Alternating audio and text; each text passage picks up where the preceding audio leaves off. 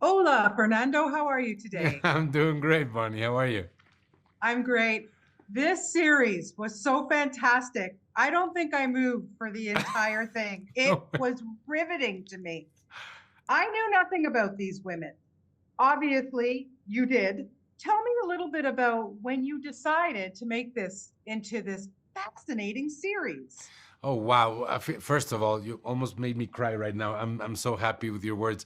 Well, I have to say, a friend of mine, a writer, he shared with me this news article that said this year is the 50th anniversary of the Women in Blue, and I read it and I was like, I looked for information and that was it. Like the way they were celebrating it was through a single news article. There was no feast, no medals, no statue, nothing. And I was like, there's got to be something weird here that this is the extent of the celebration. And I tracked down one of the members of the first graduating class of female police department, and she told me, Wow. she said, I'm not surprised because we were never meant to be police officers.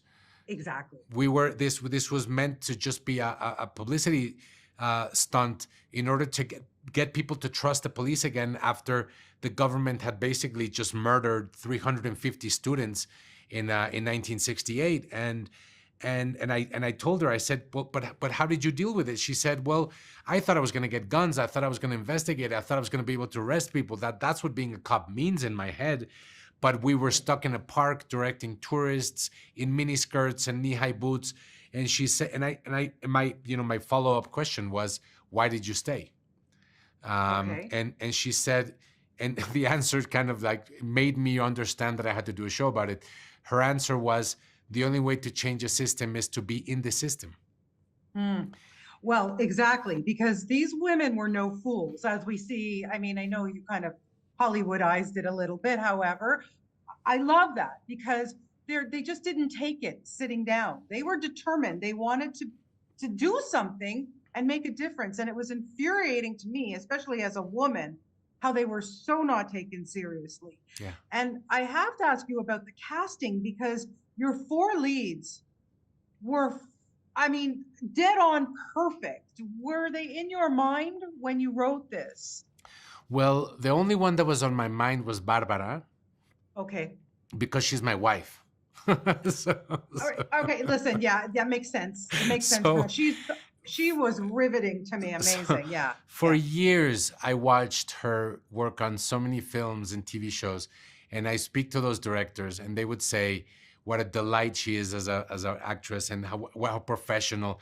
And in my head, I was like, oh, I can't wait to get that opportunity. And so when I started writing the show, I shared with her that I would pitch her because I had this interest of exploring this character with her, but also so much of the character that I was writing was her.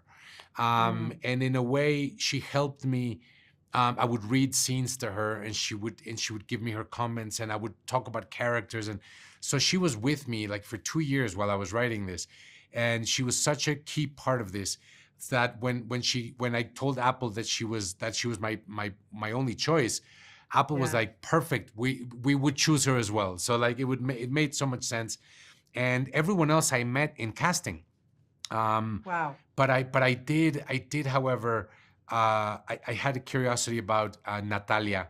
I had seen her crazy red hair and her attitude and her defiance. I had seen her on TV and stuff, and I just thought like I really hope she wants to cast for this. But when she did, it was like just a no brainer. And I didn't know Amorita, but she just she killed it in the Oh casting. yeah. And Jimena, I knew her as a musician. I had seen some of her work as an actress, but I admired her as a musician tremendously. And this is the crazy thing about Jimena. Jimena is one of the most talented musicians in this country, and as any musician could tell you, being a talented musician first has to do with timing. Like you need to Yeah. have perfect timing. And in order to portray somebody in the autism spectrum, I think you need to dominate timing above anything else. And Jimena just came in and she was so dedicated. We worked with a nonprofit organization that helps people with autism in Mexico, and she worked tirelessly with an acting coach, and she so wanted to portray this with the utmost respect. And I thought that one of the beautiful things that she brought to the table was the love and the empathy for a condition that in Mexico didn't have a name in 1971. Like Right. nobody calls it, like we can't even call it autism in the series because autism wasn't a term used in the 70s. Exactly. Yet she's the one, well, I don't want to say anything, but I'm telling you, I wish I had an hour to speak with you, Fernando, because I was so riveted by this series. I've told so many people about it already. So congratulations to you. It's wonderful. And I hope that we will meet in person one day soon. I'll come out to Mexico and visit you and Barbara, okay? Oh, please, you have a place to stay. I appreciate it. Thank you so much for your time Thank you. today. Best of luck. Bye-bye. Bye. Thanks.